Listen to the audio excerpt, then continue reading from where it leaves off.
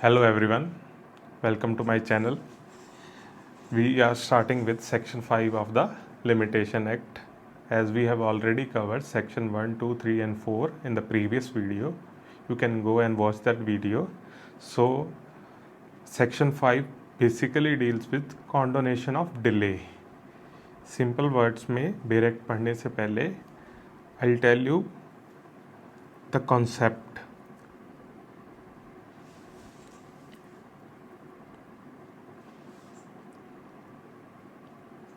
Supposedly यहाँ पे आपका कॉज ऑफ एक्शन अराइज हुआ और इस टाइम तक आपका प्रेस्क्राइब्ड पीरियड फिनिश हो गया और आपने यहाँ पर एप्लीकेशन फाइल की। किसके बाद? प्रेस्क्राइब्ड पीरियड के बाद। आपका पीरियड तो यहाँ ख़त्म हो गया, कॉज ऑफ एक्शन यहाँ राइज हुआ, पर आपने एप्लीकेशन यहाँ फाइल की। तो अगर आपके पास सफिशिएंट कॉज है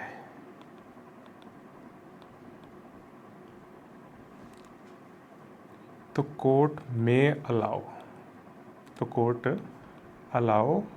कर सकता है अगर आपके पास सफिशिएंट कॉज है।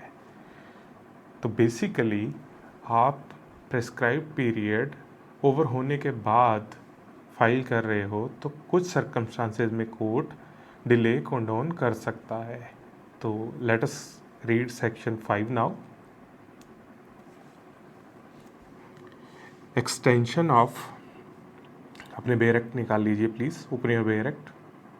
You must have bare act at all times.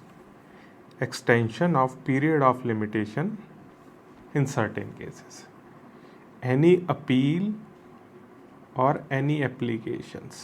So this section only applies to appeal and application other than application under any provisions of order 21 of CPC. तो order 21 CPC क्या है? Execution. तो ये section execution पे नहीं लगता। ये किस पे लगता है? अपील और एप्लीकेशन पे। ना ही ये सेक्शन सूट पर लगता है। सूट का डिले क्यों नहीं कंडोन किया जाता? क्योंकि सूट फाइल करने का जो टाइम है जनरली 3 to 12 ईयर होता है, तो टाइम ज़्यादा मिलता है। और अपील और एप्लीकेशन का जनरली अप टू 6 मंथ्स ही टाइम होता है, जनरली 30 डेज़, 60 डेज़, 90 डेज़। तो जहाँ पे पीरियड ऑफ लिमिटेशन कम है वहाँ पे डिले कंडोन करने के प्रोविजंस हैं अंडर सेक्शन 5। तो कोई भी अपील या एप्लीकेशन मे बी एडमिटेड। मे का मतलब कोर्ट के पास डिस्क्रिशन है। आफ्टर द प्रिस्क्राइब्ड पीरियड, अगर इफ द अपेलेंट और एप्लीकेंट सेटिस्फाई करता है court he had sufficient cause. अब सबसे इम्पॉर्टेंट टर्मिनोलॉजी इस सेक्शन में सफिशिएंट कॉज ही है। कोई भी अपील या एप्लीकेशन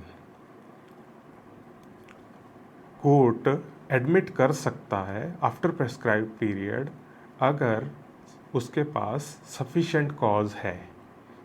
अब सफिशिएंट कॉज की डेफिनेशन क्या है? It has not been defined in this act. I define it for you. Section complete कर लेते हैं पहले अपने। एक्सप्लेनेशन क्या कहता है? एक्सप्लेनेशन कहता है the fact that the appellant और एप्लीकेंट वॉज मिसलेड। ये मिस नहीं है, मिसलेड है। Misled by any order, practice और judgement of the high court in ascertaining computing prescribed period. एक एग्जाम्पल दिया गया है। अगर आप मिसलेड हो गए हो किसी ऑर्डर द्वारा, प्रैक्टिस द्वारा, जजमेंट द्वारा हाई कोर्ट की, और आपने गलत कैलकुलेट कर लिया प्रेस्क्राइब पीरियड, ये एक सफिशिएंट कॉज है। तो this is one of the examples. तो मैं आपको इस सेक्शन को डिकोड कर देता हूँ आपके लिए। So this section applies to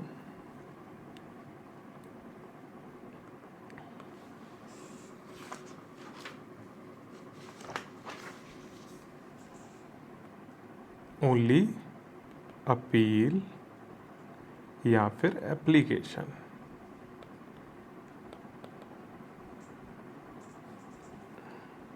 section 5 does not apply कहाँ होता है, किस चीज़ पे अप्लाई नहीं होता?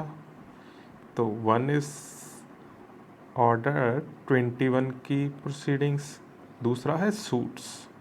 अब ये सूट्स है ना, पेपर में जनरली क्वेश्चन मेंस में सूट्स पे डाल देते हैं ट्रिकी करके, और लोग सूट्स में भी डिले कंडोन कर सकते हैं। तो सेक्शन 5 डील ही नहीं करता इससे।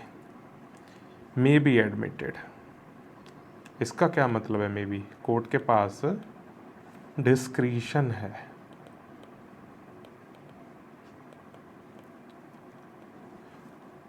अगर सफिशिएंट कॉज हो। अब अपने सफिशिएंट कॉज को इंटरप्रेट करते हैं, सेक्शन में कहीं भी इंटरप्रेटेड नहीं है।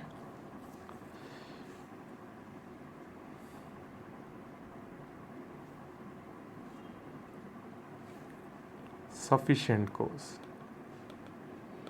ये बहुत इंपॉर्टेंट सेक्शन है, सबसे इंपॉर्टेंट सेक्शन है लिमिटेशन का। इसको अपने डिफाइन कर सकते हैं, a cause which is beyond the control of the party। जैसे उसका एक्सीडेंट हो गया, बीमार हो गया, या फिर आप कह सकते हो कॉज ऑफ डिले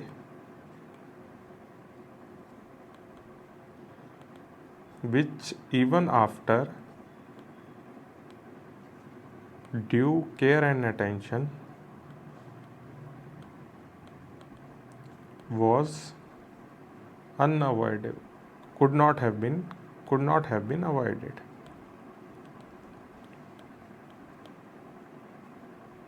जैसे आपने एडवोकेट को कुछ फाइल के लिए दिया और उन्होंने उसमें नेग्लिजेंट रहे, उन्होंने वो फाइल नहीं किया, तो सर्कमस्टांसेस को देखते कभी कभी ये सफिशिएंट कॉज माना जाता है। अब इसमें टेस्ट क्या है? टेस्ट सिर्फ यही है भी, क्या ये एक बोनाफाइड कॉज है? अगर बोनाफाइड कॉज है तो ये सफिशिएंट कॉज माना जाएगा, वरना ये नहीं माना जाएगा। अब इसके कुछ एग्जांपल्स डिस्कस कर लेते हैं अपने। जैसे सफिशिएंट कॉज किन किन केसेस में मान लिया जाता है। जैसे आप इलनेस हो गई, आप बीमार पड़ गए for the whole period,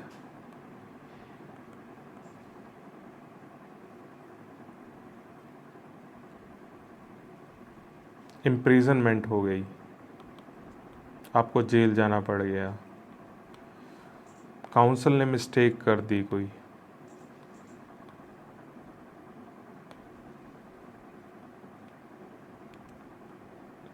wrong advice they the council ने,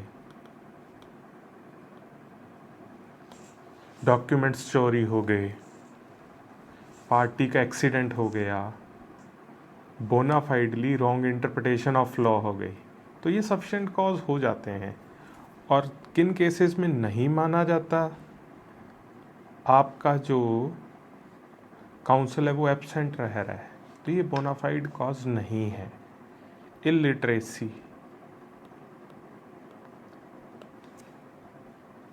पॉवर्टी, गरीबी, इग्नोरेंस ऑफ लॉ, तो ये सफिशिएंट कॉज नहीं है।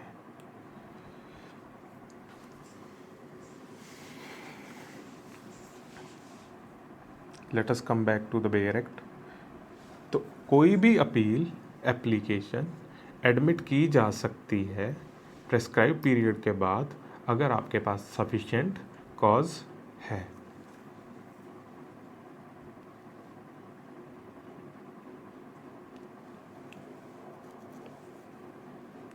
आप एग्जाम्पल से आप समझते हैं, आपका कॉज ऑफ एक्शन यहाँ अराइज हुआ,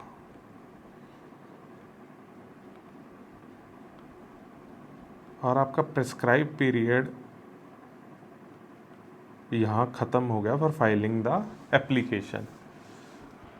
अब आपको ये लास्ट डे था 31/12 और आपने फाइल किया 5/1/24 को। आपने 5 दिन लेट फाइल की एप्लीकेशन, आपका प्रिस्क्राइब पीरियड तो यहीं ख़त्म हो गया। तो आपको जो एक्सप्लेनेशन देनी है वो इस लास्ट डे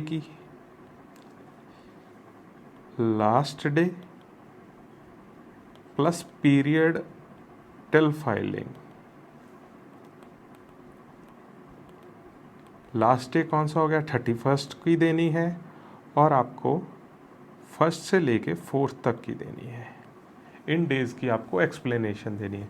जो ये टाइम है ना, ये वाला, इसमें आपने क्यों नहीं फाइल किया, कोई एक्सप्लेनेशन नहीं देनी।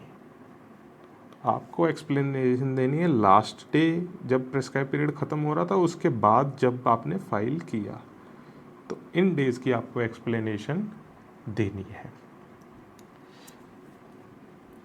अब यहाँ पे वर्ड यूज्ड है मे बी एडमिटेड, तो कोर्ट के पास क्या है, डिस्क्रिशन है। भी आपने suppose you proved you had sufficient cause, आपका एक्सीडेंट हो गया था, फिर भी कोर्ट डिनाई कर सकता है। अगर दूसरी पार्टी को कुछ लॉस हो रहा है, let us see this by example.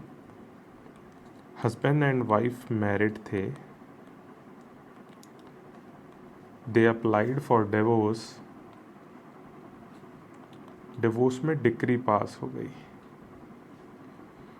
अब डिक्री पास हो गई और एच को अपील फाइल करनी थी, H has to file appeal, पर एच ने अपील नहीं फाइल की, उसके पास 90 डेज थे फाइल करने के, डिड नॉट फाइल। अब डब्ल्यू ने 90 डेज तक वेट किया, 90 डेज तक वेट किया, अपील फाइल करने का टाइम 90 डेज था, उसने 90 डेज वेट किया अपना, उसने 95th डे को शादी कर ली H1 के साथ, क्योंकि अपील तो कोई फाइल ही नहीं हुई, डिक्री पास हो गई, 90 डेज टाइम था, उसने 90 डेज वेट किया और एच ने कोई अपील नहीं फाइल की, तो डब्ल्यू ने H1 के साथ शादी कर ली 95th डे को। अब एच अपील फाइल करता है 98th डे को और कहता है मेरा एक्सीडेंट हो गया था 15 दिन पहले।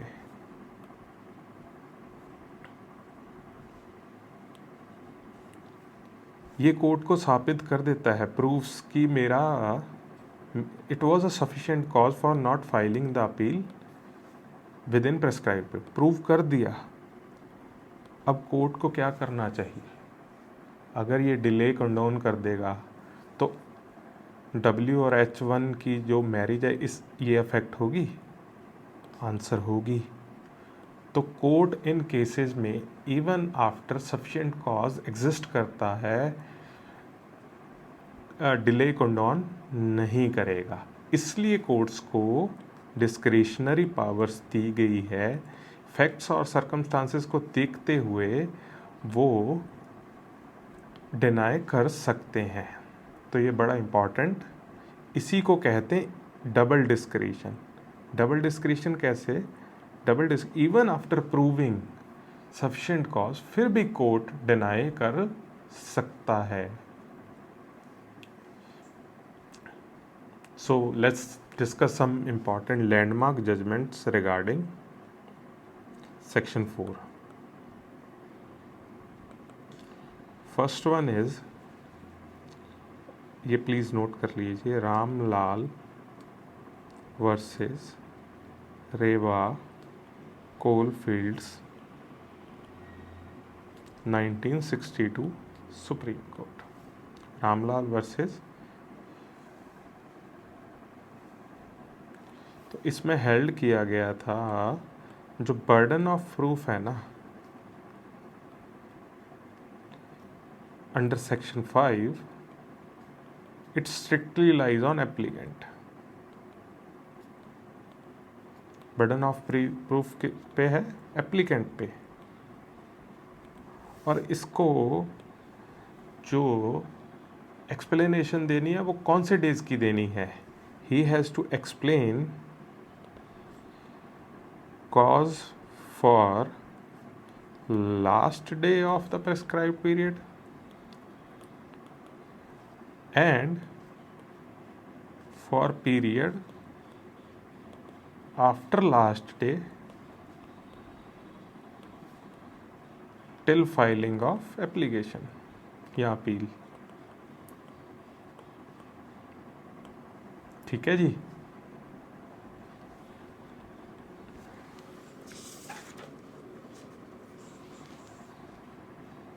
अब एक और लैंडमार्क जजमेंट डिस्कस करते हैं। नोट कीजिए, collector land acquisition Anantnag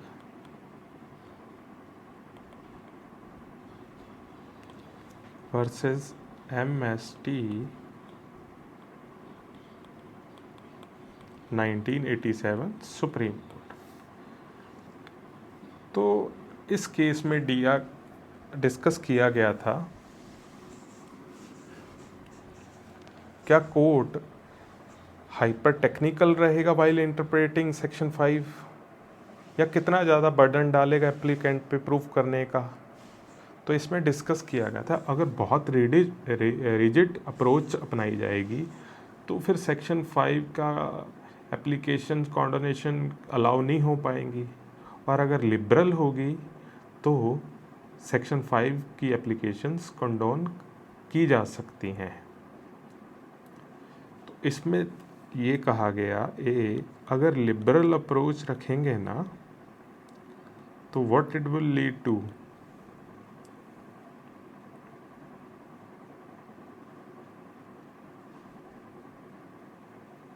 it will result into matter being heard on merits. So liberal approach should be adopted. और कोर्ट्स को हाइपर टेक्निकल नहीं होना चाहिए, नॉट हाइपर टेक्निकल। कोर्ट्स को हाइपर टेक्निकल नहीं होना चाहिए। ये एक्सप्लेनेशन मांगे लास्ट डे की और period after last day. Immaterial है, पीरियड ऑफ डिले इमटेरियल है।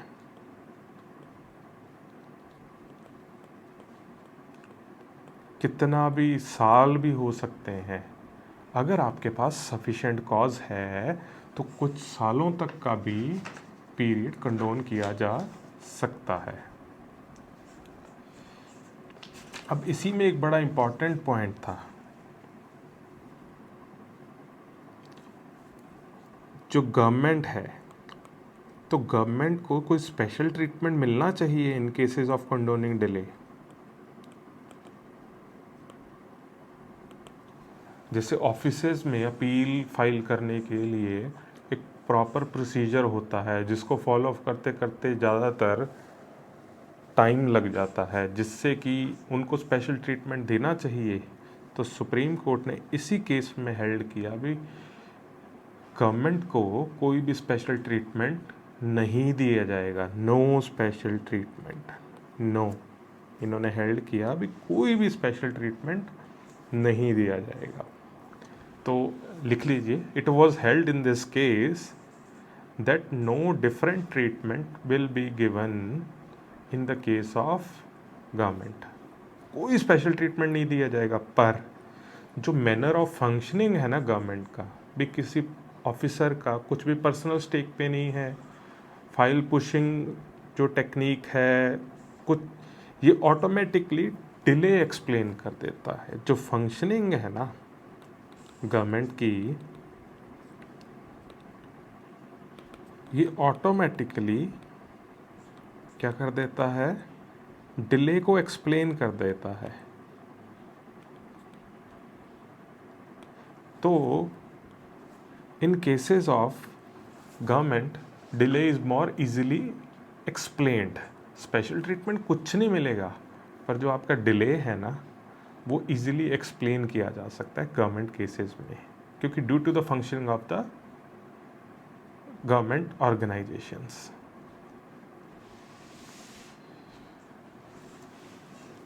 So this was all about section 5.